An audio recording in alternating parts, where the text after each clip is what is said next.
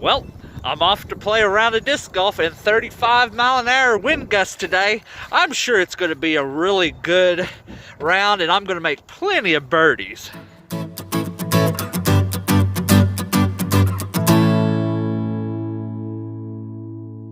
So welcome back to PoorBoy Disc Golf, and today we're going to be talking about wind and how it affects disc golfers. If you haven't been playing for a few years or something, you're just starting out, wind could be just absolutely brutal for a beginner. I know, I've been there. I've played catch with myself many a time in a headwind. I've thrown a disc in a tailwind and absolutely lost control of it. But you can see we got some good gusts here today. So I'm going to go into the office and I'm going to talk about how wind affects discs and what you could do to basically throw a better game in the wind. Alright, so I'm back in the studio now. It's storming outside, of course. It's raining, wind's blowing. So let's talk about the wind and what you could do as a disc golfer to combat it. And to basically, you're not going to beat the wind, but you can work with it. So let's jump into it. So let's talk first about a headwind. Headwind is any wind that comes straight at your face when you're teeing off or you're throwing. What it does to the disc basically is, say you're going to throw the disc. The headwind, say you're throwing it at 60 miles an hour and the wind's at 20. Well, that's going to make the speed of the disc greatly increase to 80. So it makes it less stable, which makes it an overstable disc if it's a stable disc to begin with. If it's an overstable disc that you're throwing, it's going to make it more stable. And that's basically how you beat a headwind, is you need to throw an overstable disc. That way, when you throw it, the wind's going to hit it.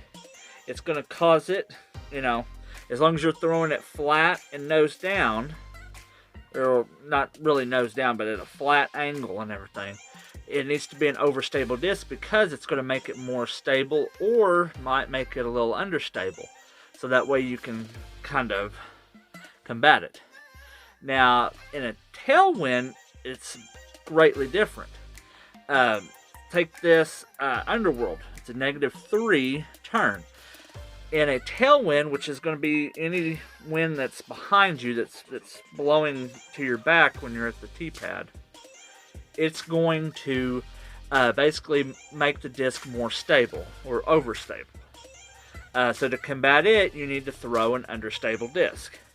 The reason for this is if the disc is thrown at, say, 60 miles an hour and the tailwind is pushing it 20 miles an hour, it drops it down to 40 miles an hour, and it slows the speed down, making it more overstable and making it to where it will fade a lot harder. Basically loses a lot of its momentum. So the best way to combat a tailwind is to throw an understable disc. Now, in a headwind, I do recommend throwing a lower speed overstable disc, like a mid-range it's overstable, something like that. Now, in a tailwind, I prefer to go up. So if you normally throw a 7-speed, throw a 9-speed understable driver, or a 10-speed even, because you're going to need as much as you can. Now, that's if you have the arm. If not, then you have to go with the slower speed, like a Underworld, which is a -3. So in a tailwind, this is going to be your best friend. Now, in a headwind, you'll need something kind of like the Justice. It's very overstable, or if you can, throw a Felon. Now, some tips is to throw low, hard, and flat shot to minimize the wind effect. And what it means basically is you don't want to give it a nose up, because if it's a headwind, it's going to just take it and fling it up in the air. Same way with it'll just push it down if it's too nose down. And it's the same way with the tailwind. If you throw it nose down, it's going to make it just basically just throw it to the left, and it's going to go straight to the ground. While if you throw it up, it's liable to go way up in the air, then it's basically going to come back at you. But yeah, so another thing to worry about is if it's a straight wind from either side. So if it's a right to left, you want to use an understable disc. That way, when you throw it, the disc will get hit by the right wind, and it'll push it back over, making it more stable. So you want to throw an understable disc. Now, if it's a left or right, you want to throw an overstable disc. That way, the overstability of the disc will fight that left wind hitting it and trying to push it down and everything. Because if not, you throw an understable disc in the left or right, it's going to grab it, it's going to flip the thing over, and it's just going to go rolling off to the right. And it's the same way if you use an overstable disc on a right to left. The wind's just going to grab it, and it's going to put it right into the ground. It's going to spike it. So hopefully these tips and everything will kind of help you go out and play in the wind. And don't be afraid of the wind. That's kind of the thing about disc golf is you got to learn to play with the wind. You got to learn to play with the rain, the moisture, the mud. You got to be able to do anything. So go out there on your windy days and play a casual round and have a little bit of fun with it.